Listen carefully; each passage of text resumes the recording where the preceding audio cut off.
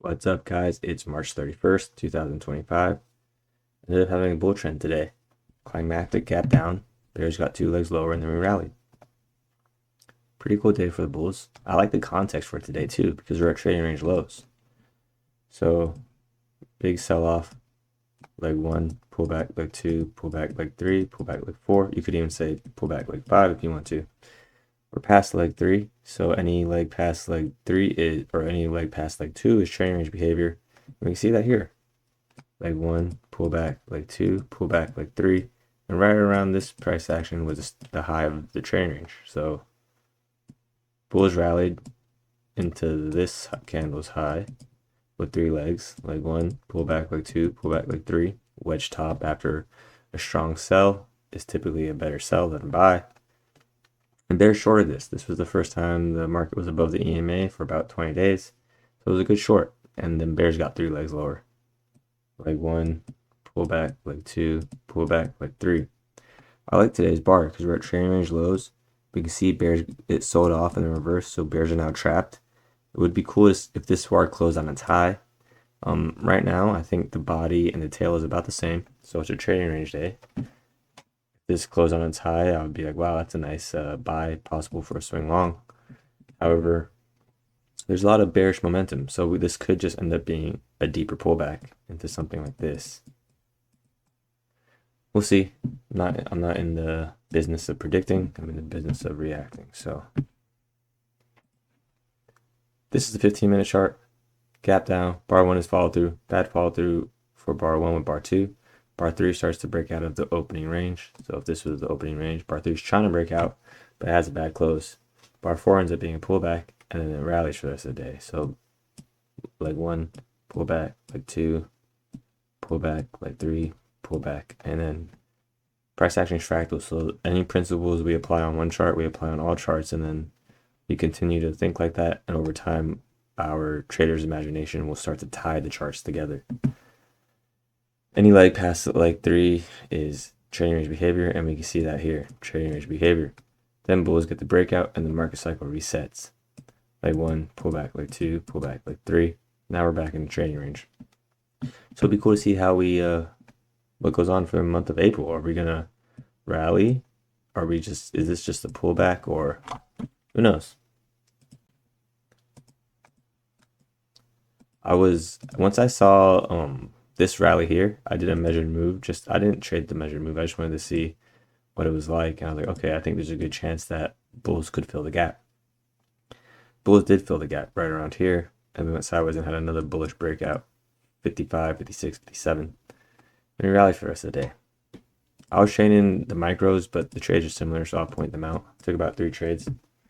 Excuse me, I said micros. I was trading NASDAQ, the mini NASDAQ, micro NASDAQ, whatever it's called. It's just easier to. Sometimes if I'm going for like $100 a trade, like I want to risk $100, sometimes I have to do three contracts, 2 contracts, 1 contract. On the NASDAQ, it's generally just 1 contract, and then it's around $100. So I like that. Gap down, bar 1, follow through, bar 2 is a pullback, bar 3 equals leg 2, and then there's a leg, excuse me, I said that funny. Gap down, bar 1, follow through for the gap down, bar 2 is a pullback, bar 3 is leg 2, and then we see a leg 3 on bar 4 right here, this tail. It reverses trapping bears. Now we see bar 5. If you're short, I think you have to get out, or you really should because you're risking the chance of getting caught in the breakout. Bar 6 produces a gap, so 4, 5, and 6. Now we have a gap here, and this gap ends up being support. Bears actually never get back down to it. Bar 7, bull bar closing around the midpoint, and then we have bar 8, bull bar closing on its high. Bar 9, bad follow through for the bulls, but that's what the bears want to see. They want this to be a failed breakout, and we sell off to a new low. Bar 10, good bear bar closing on its low. Bar 11, that tells you something's wrong with the bear case. The bears are so strong, they wouldn't just get a doji here.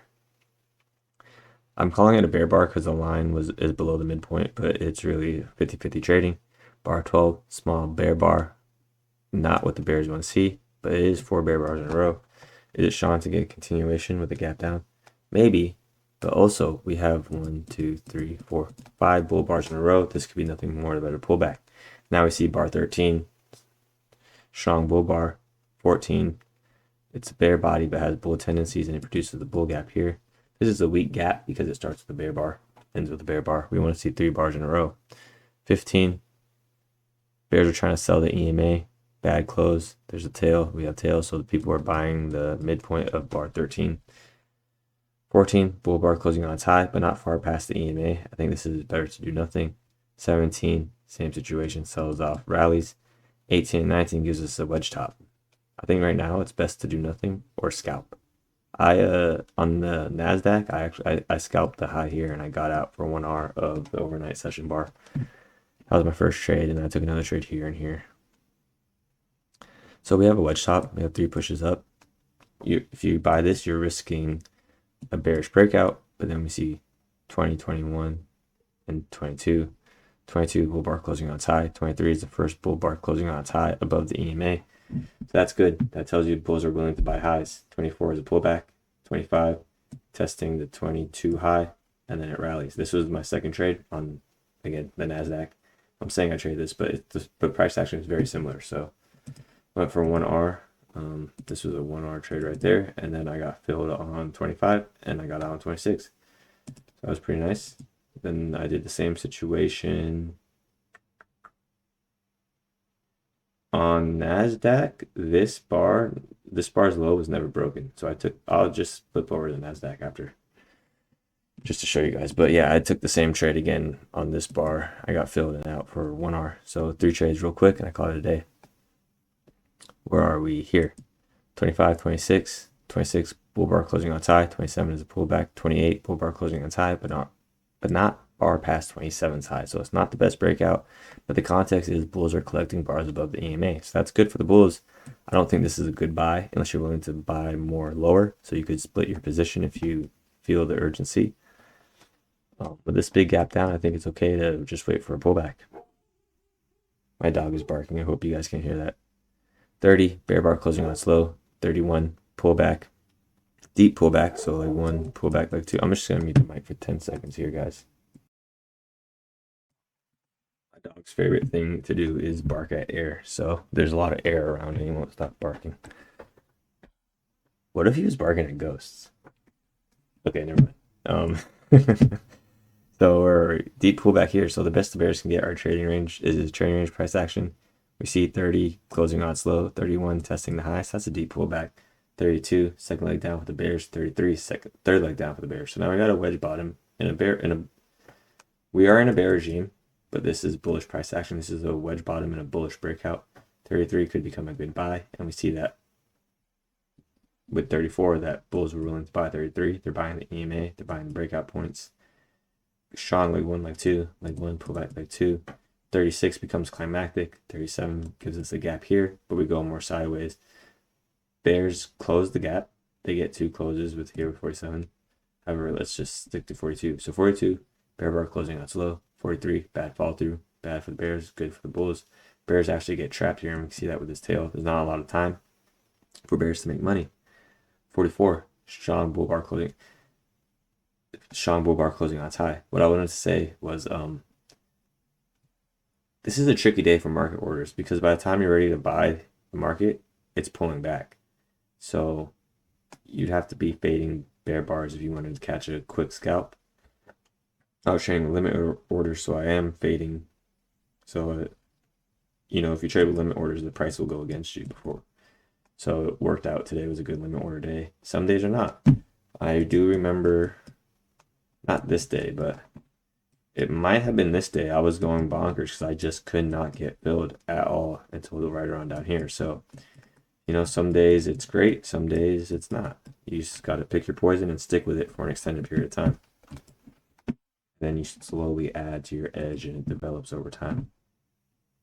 Been talking about in the Discord and some of the videos how traders' edge is layers. So you pick something you like. I do market cycle, leg count, and gaps. And now I'm doing breakout points. There goes my dog barking at air. So I like to do market cycle, leg count, and gaps. And now, just recently, the past month or two, I'm adding breakout points as a way to read the markets. So 51, never really broke far below here, so this could be testing a breakout point right around here. This may be this is a better fade, and we see that with 52, 53. 54 is testing 52's high, and it rallies. And I think sometimes I go a little too fast in these reviews. This review is a result of doing the same thing for a few years now, and it never started like this. So if you're just starting out and you're watching this, focus on the market cycle. Just take your chart and look for 3 bars. Just go like, okay, here's 3 bars. What happened? Well, that got continuation. No. Okay, there's not really, here's 3 bars here. Okay, that tested the low, but I got continuation. Here's another 3 bars, you know? And you start to zone in. And then you start to realize, oh, okay, bar 13 is a bull bar closing on its high. Well, that's 3 bars on the 1-minute chart, on the 100-second chart. You could probably, then you can learn to fade 15 for a quick scalp test of the highs. And then over time, you keep adding it. So focus on one thing. I suggest the market cycle. And then when you get comfortable with that, look at gaps. I skipped leg count because if you're reading the market cycle, you're killing 2 birds with 1 stone. You're going to be counting legs. Gaps are easy to spot. Again, I do have this chart to go over with you guys, but I don't use the indicator when I'm live. I just like a bear chart. Exactly what you see here is how I trade. I actually know numbers, but yeah, so didn't mean to go off on a tangent there. I lost my place. I don't know what. Okay, where were we? Yeah, so let's just start here. I remember talking around this area. 36 becomes climactic, and then we go more sideways. 42 ends up testing the high of 35, and it rallies for another 2 bars. Okay, now I remember what I was talking about, buying the highs. 45, bad follow through. 46 sells off into the EMA. 47 is that second leg down. So we could actually see 3 bear legs. Leg 1, pull back, leg 2, pull back, leg 3. Again, wedge bottom into support. We go more sideways than down. 48, 49, 50. You buy the high here, 3 bar micro channel, but it immediately sells off. You could be thinking this is a start to a sell off. And I think that could be a fair assumption because we close the gap here. We're in a bear regime. So if you were to short 51, you have to get out around 53, or if you get lucky, 54. But if you hold through 54, then you're going to take even a bigger hit. So bad follow through. There's not even 3 bars. There's no gap. 51 may look good, but context is bad. 52, bull bar. It's a sell off and a rally. It's a bull bar. More trailing range behavior because of the bigger tail. 53, bulls were eager to buy this and they made 1R very quickly.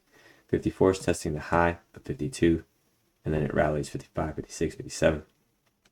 Big gap stays open for the rest of the day between 54, 55, 57. It would be better if 57 closed bullish because then you can say that's 3 bull bars in a row. There is no trend line break here. The first trend line break is 58, so you could say this is all one leg. Well, it is one leg. Leg 1, pull back, leg 2, pull back, leg 3. And then, so we count legs, and then within each leg we count, there's smaller legs within that. And that's a good example right here. So leg 1, pull back, leg 2, pull back, leg 3. Leg 1, trend line break, leg 2, trend line break, leg 3.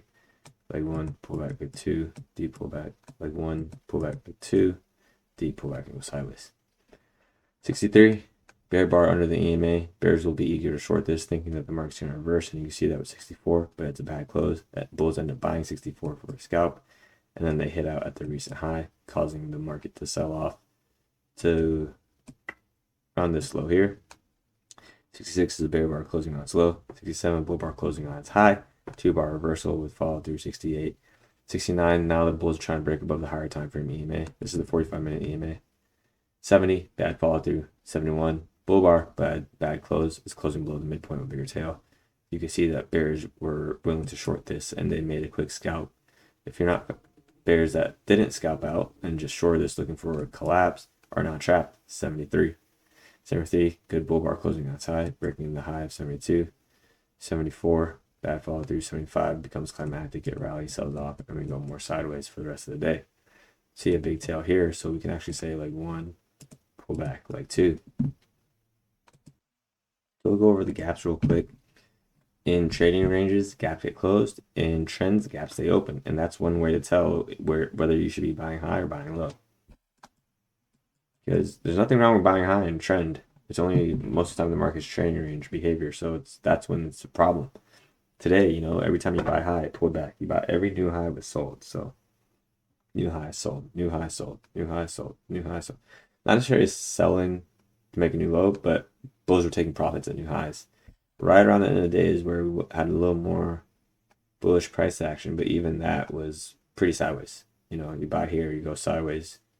You buy here, you get a little push up, but then you don't take profits. Boom, you're right back down to your entry. So I think today was challenging from that perspective, that every time a market order trader bought, they're sitting through a pullback.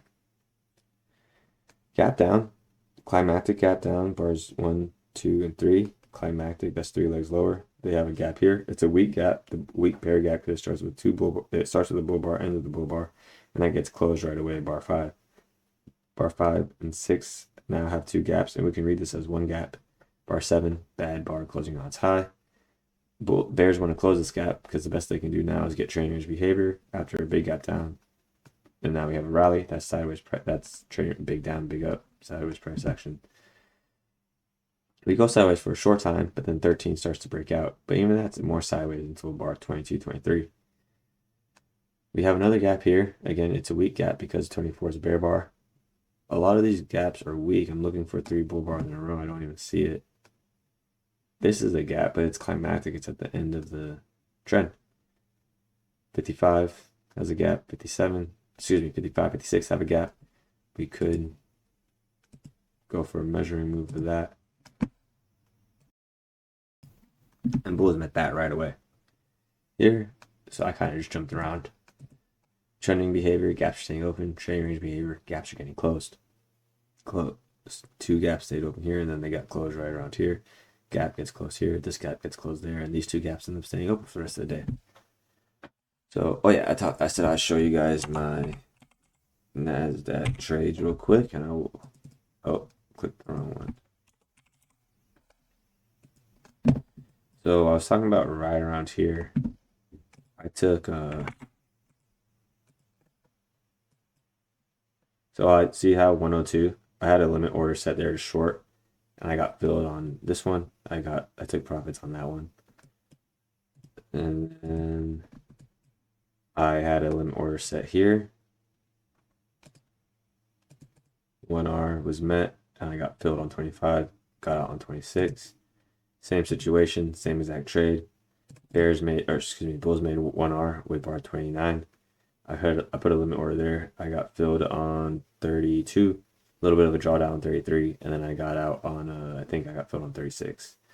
So just 3 trades today. Pretty good day. I'm up. The account's up. Hope you guys are doing good. Hope you guys are learning something. I'm gonna be dropping more membership videos. Welcome to all new members. Shout out to all the existing members and everyone who's been following me since day one. I appreciate your guys' support. Please ask me questions in the Discord. The link is at the bottom in the comments. I'll talk to you guys later. If you learned something, share the show. Don't be a hoe. Have a good weekend. Talk to you guys tomorrow. It's the first of the month. Just be smart. Trade smart. Trade systematically. That's the fastest way to profitability and become a discretionary trader. Thank you, everyone, for your time. I always appreciate it. Thank you. Bye.